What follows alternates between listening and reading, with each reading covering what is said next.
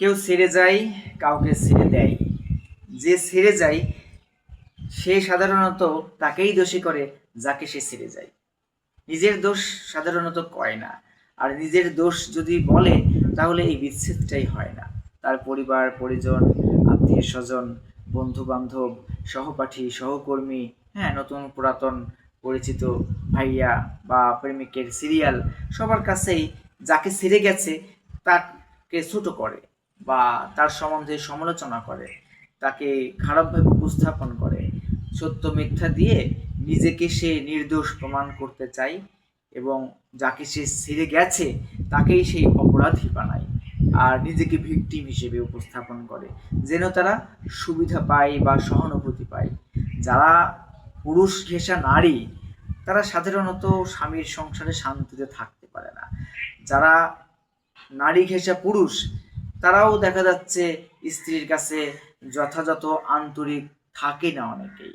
তবে বৈবাহিকতায় জড়ানোর ক্ষেত্রে পুরুষ তো নারীর কাছে শুধু দেহের জন্য যায় না। যদি দেহের জন্য যেত তাহলে তার চেয়েও আরও অনেক কম দামে, কম বিনিময়ে, অনেক সময় ফ্রিতেও তার চেয়ে অনেক সুন্দরী নারীদেরকেও ব্যবহার করা যায়, পাওয়া যায়। অনেকেই মনে করেন এই যে সকল নারী ছেড়ে যায় তার স্বামীকে, ওই নারীগুলো মনে করেন বা সমাজের অন্যান্য নারীরাও বলে থাকেন যে পুরুষ শুধু নারীর দেহের পাগল, বা আমাকে সে বিয়ে করেছে শুধু আমাকে ভোগ করার জন্য, আমাকে ব্যবহার করার জন্য। কিন্তু প্রকৃত অর্থে গল্পটা একেবারেই আলাদা। একজন পুরুষ যখন বিয়ে করে আর একজন নারীকে যখন সে স্ত্রী হিসেবে পায় বা নেয়, তার শারীরিক, মানসিক, আর্থিক, পারিবারিক, সামাজিক প্রয়োজন, বিনোদন, সকল রকম আয়োজনে কিন্তু তাকে করতে হয়, সকল রকম সুবিধা তাকে দিতে হয় কম বেশি সাধ্যের মধ্যে। কিন্তু ওই নারী ওই পুরুষকে কি দেয়? শুধু তার নিজেকে ছাড়া ওই পুরুষের তো বাড়তি কোনো সুবিধা পাচ্ছে না ওই নারীর থেকে।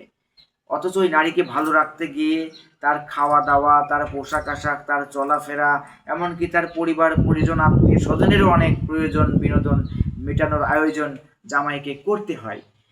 কিন্তু ওই মেয়ে বা মেয়ে পক্ষ কিন্তু জামাইকে সেই কোনো সাপোর্টই দেয় না। শুধু ওই নারী যতটুকু তার স্বামীকে মানসিক এবং শারীরিকভাবে সাপোর্ট দিচ্ছে এইটুকুই। তো এই শারীরিক সাপোর্টটুকু পাওয়ার জন্যই কি পুরুষরা এই রোদে পড়ে বৃষ্টিতে ভিজে দেশ বিদেশে জীবনের ঝুঁকি নিয়ে এত পরিশ্রম করে? মোটেও না। শারীরিক সাপোর্ট 100 টাকায়ও পাওয়া যায়, 50 টাকায়ও পাওয়া যায়, ফ্রিতেও পাওয়া যায়, আবার 5,000 টাকাতেও পাওয়া যায়। কেমন? যারা মনে করেন যে না আমাকে সে বিয়ে করেছিল শুধু আমাকে ভোগ করার জন্য, আমাকে ব্যবহার করার জন্য, আসলে গল্পটা সত্য নয়। এবং যারা একতরফাভাবে অপর পক্ষকে দোষী করে, এটাও গল্পটা সত্য নয়। একতরফা কারোর ভুলেই আসলে কোনো রকম বিচ্ছেদ, বিশেষ করে বৈবাহিকতায়, হয় না। একতরফা কোনো ভুলে কোথাওই কোনো জটিলতা হয় না। কম বেশি হয়তো উভয়েরই ভুল ত্রুটি থাকে। আবার অনেক ক্ষেত্রে দেখা যায় যে না, অপর পক্ষের কোনো দোষ ওরকমভাবে শনাক্ত করার মতো নেই। যে ছেড়ে গেছে তারই আসলে বেশি দোষ। কারণ কি? সে তার নিজের মতো করে কোনো কিছু পায়নি, সে যা চেয়েছিল। মানসিক সাপোর্ট, শারীরিক সাপোর্ট, পারিবারিক সাপোর্ট, সামাজিক সাপোর্ট, আর্থিক সাপোর্ট। অনেক মেয়ে আছে দেখা যাচ্ছে বন্ধুদের সাথে চলতে পছন্দ করে, বন্ধু বান্ধব, হ্যাঁ, নতুন পুরাতন প্রেমিকের সিরিয়াল নিয়ে তাদের চলার অভ্যাস। সহপাঠী সহকর্মীদের সাথে হাসাহাসি, গলাগলি, ঢলাঢলি, মলামলি, ঠেলাঠেলিতে তাদের আগ্রহ। তারা তো ওই স্বামীর ঘরে এককভাবে থাকতে পারে না, পারবেও না। কারণ পৃথিবীর কোনো স্বামী তো মানবে না যে তার স্ত্রী হলো এরকম, তাকে ছাড়া অন্য পুরুষদের সাথে ওঠা বসা করুক বা চলাফেরা করুক, ঢলাঢলি কুলাকুলি করুক। সেগুলোতে বাধা দেবে, সেগুলোতে একটা সীমানা রাখবে। আর যারা আগে থেকে একটু স্বাধীন চেতা টাইপের নারী, তারা তো সেই সীমানা মানবে না। তাদেরকে শৃঙ্খলার শিকলে বন্দি করতে চাইলে সে মনে করবে যে শিকলবন্দি জীবন আমাকে দিচ্ছে। তখন সে দেখা যাচ্ছে ওই জীবন থেকে মুক্ত হতে চাইবে, নিজেকে মুক্ত করতে চাইবে। তারা বিভিন্ন রকমভাবে ইচ্ছে করেই অনেক ঝামেলা তৈরি করবে এবং তার স্বামীকে দেখা যাচ্ছে দোষীভাবে মানে উপস্থাপন যেন করতে পারে সেই কারণ তারা তৈরি করে কোনো না কোনোভাবে তারা একসময় চলে যাবে। Excuse is just an easy way to say no. অজুহাত শুধু না বলবার একটা সহজ রাস্তা মাত্র। তো তারা এরকমভাবে অজুহাত তৈরি করে নেয়। অথচ নিজের দোষগুলো কিন্তু দেখে না, নিজের দোষগুলো বলবেও না। কিন্তু ওই স্বামী যদি তার কর্মস্থানেও কোনো নারীর সাথে প্রয়োজনীয় কথাটুকুও বলে, তাতেও সে বলবে খারাপভাবে, তাতেও সে উল্টাপাল্টা কথা বলবে। আর যে যেগুলো করে বেড়াচ্ছে, বন্ধু বান্ধবের সাথে ওঠা বসা, মেলামেশা, ঢলাঢলি, গলাগুলি, কুলাকুলি, হ্যাঁ, সহপাঠী সহকর্মীদের সাথে নানান রকমভাবেই। আর যারা এরকম গলাগলি ঢলাঢলি করে বেড়ায়, তারা তো কোনো না কোনোভাবে কম বেশি সময়ের ব্যবধানে ঠেলাঠেলিও করে নেয়। তো এগুলো তো কোনো স্বামীই মানবে না। সেখানে যখন ওই স্বামী বাধা দেয়, তখনই সেই স্বামী হয়ে যায় টক্সিক, তখনই সেই স্বামী হয়ে যায় অমানুষ, তখনই সেই স্বামী হয়ে যায় অমানবিক, তখনই সেই স্বামী হয়ে যায় অত্যাচারী, তখনই সেই স্বামী হয়ে যায় দেখা যাচ্ছে অসুস্থ। তার দৃষ্টি ভালো না, তার দর্শন ভালো না, তার কথা ভালো না, সে খারাপভাবে বলে, সে গালিগালাজ করে, নানান রকমভাবে অভিযোগ করবে। অথচ সে যেগুলো করে বেড়াচ্ছে সেগুলো যে অন্যায়, এগুলো আপনি তাকে বোঝাতে পারবেন না, বা সে বুঝতেও চাইবে না। এদের অনেকে তো মানসিকভাবে অসুস্থও থাকে। তো মানসিক অসুস্থ মানুষদেরকে আসলে মানসিকভাবে বোঝানো বড় কঠিন। যারা বুঝেও না বোঝার অবস্থায় থাকে সেটা একরকম। আর যাদের মনে করেন যে অনেক আছে না, narcissistic personality, border line personality disorder, হ্যাঁ, নানান রকম মানসিক রোগী তো আছে। তো মানসিক রোগীদেরকে আসলে বোঝানো বড় কঠিন।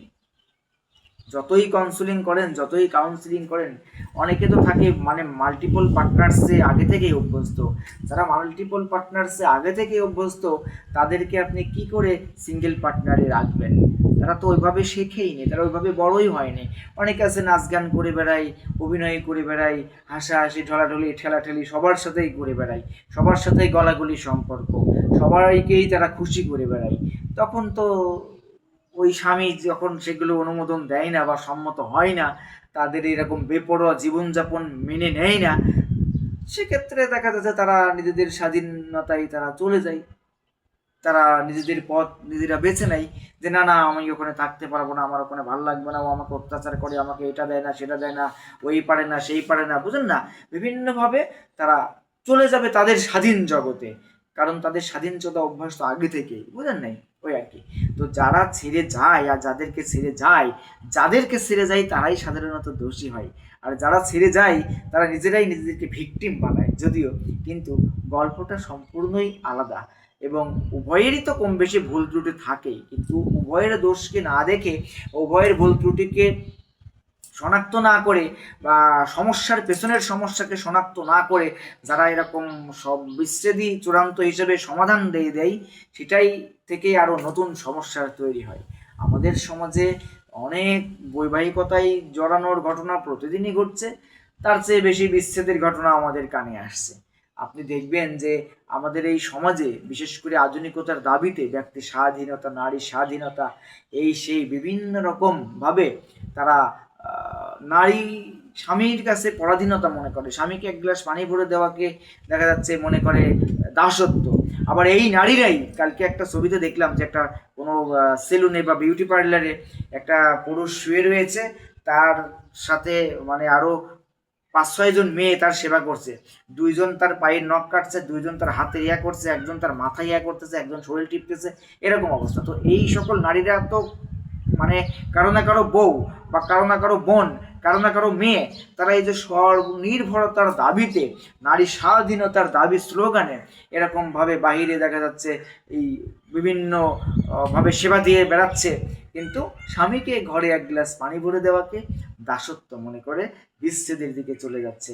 বা ওই যে নানান রকম মানে থাকে না অতৃপ্ততা, তাদের আত্মা তো অতৃপ্ত, যারা অতিরিক্ত চাহিদা, যাদের মানসিক, শারীরিক, হ্যাঁ, আর্থিক, পারিবারিক, সামাজিক, যাদের অতিরিক্ত চাহিদা, তাদের তো আসলে কোনো কিছুতেই ভরে না, কোনো কিছুতে হয় না, তারা কোনো কিছুতে তৃপ্ত হয় না। এভাবে তারা স্বাধীনচেতা মানসিকতায়, স্বনির্ভরতার দাবিতে তারা এরকম বিভিন্ন জায়গায় সেবা সার্ভিস দিয়ে বেড়ায়। অথচ স্বামীকে সেবা করতে গেলে তাদের কাছে দাসত্ব মনে হয়। এটাই হলো বর্তমান অবস্থা। এই ধরনের নারীদের জীবনে কখনোই সুখ শান্তি কোনো কিছুই হয় না। হয়তো সাময়িক কিছু আর্থিক উন্নতি হয়তো তারা করে, কিন্তু মানসিক তৃপ্তি তারা সারা জীবনের জন্য হারিয়ে ফেলে। কারণ এই যে যারা ছেড়ে যায় স্বামীকে, এই ধরনের নারীদের কাছ থেকে বেশিরভাগ মানুষই কায়দা করে ফায়দা লুটে থাকে। নানান রকমভাবে ভাইয়া, দাদা, সহপাঠী, সহকর্মী, নতুন পুরাতন প্রেমিকের সিরিয়াল তাদের থাকে।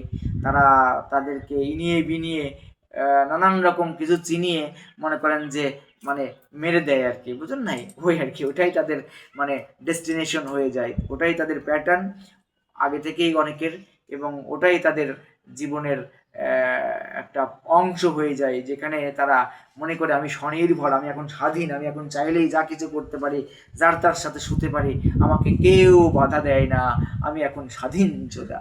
হ্যাঁ, তারা ভুলে যায় যে এই পৃথিবীর জীবনটা খুব অল্প সময়, এবং সবাই যদিও এক না, ভালো মন্দ তো সবাই আছে এই সমাজে, এই জন্যই তো সমাজ চলে, তো সবাই ভালোও না, সবাই খারাপও না, কিন্তু বৈবাহিকতায় জড়ানোর পরে ছোট বড় কোনো সমস্যাকে ঘিরে বিচ্ছেদই যারা একমাত্র সমাধান বলে মনে করে, তারা আসলে মোটেও ঠিক করে না, এবং তারা বৈবাহিকতায় জড়ানোর যোগ্যতাই রাখে না। কারণ বৈবাহিকতায় তো কেউ কাউকে একেবারেই না জেনে বৈবাহে মানে জড়ায় না। যদি একে অপরের কাছে কোনো তথ্য গোপন করে থাকে, তার ইতিহাস পাতিহাস গোপন করে থাকে, বিশেষ করে নারীরাই বেশি করে থাকে, এই ধরনের যে পুরাতন প্রেমিকের সিরিয়াল থাকে সেগুলো বলে না, তার পোশাক আশাক খোলামেলা অভ্যাস থাকে সেটাও হয়তো বলে নাই, নিজেকে সংযত দেখিয়েছে, নম্র দেখিয়েছে, ভদ্র দেখিয়েছে, অথচ বিয়ের পরে দেখা যাচ্ছে চিত্র সম্পূর্ণ আলাদা, হিংস্র, বদমেজাজি, দানবীয় আচরণ, কোনো রকম মানবীয়তা মানে মানবিক আচরণ নেই, অথচ তাদের স্বাধীনতায় বাধা দিলেই আপনি অমানবিক, আপনি অমানুষ, আপনি খারাপ, আপনি টক্সিক, নানান রকম টাইটেল আপনাকে দিয়ে তারা কোনো না কোনোভাবে ওই তাদের স্বাধীনচোদা পথে তারা চলে যাবে। তাদের থেকে দূরে থাকা ভালো, বুঝে শুনে, এবং বৈবাহিকতায় জড়ানোর পূর্বে মানে নারী পুরুষ উভয়ই একে অপরের ইতিহাস পাতিহাস, তাদের আচরণ বিচরণ, মেজাজ, তাদের মানসিক ও শারীরিক অবস্থা সব কিছু ঠিকঠাকভাবে জেনে নেওয়া খুব জরুরি, এবং তাদের ধর্মীয় দর্শন, তাদের জীবন দর্শন সব কিছুই মানে খুব স্বচ্ছভাবেই বুঝে নেওয়া উচিত। নইলে দর্শনে যদি একে অপরের ভুল হয়, তাহলে পুরো জীবনটাই মনে করেন হ্যাঁ দর্শন। যতটুকু সময় আছি ভালো থাকি, ভালো রাখি। MJDN love and life motivations club করতে আমি কাউন্সিলর জ্যাক ডেনভার বিদায় নিচ্ছি। আল্লাহ হাফেজ।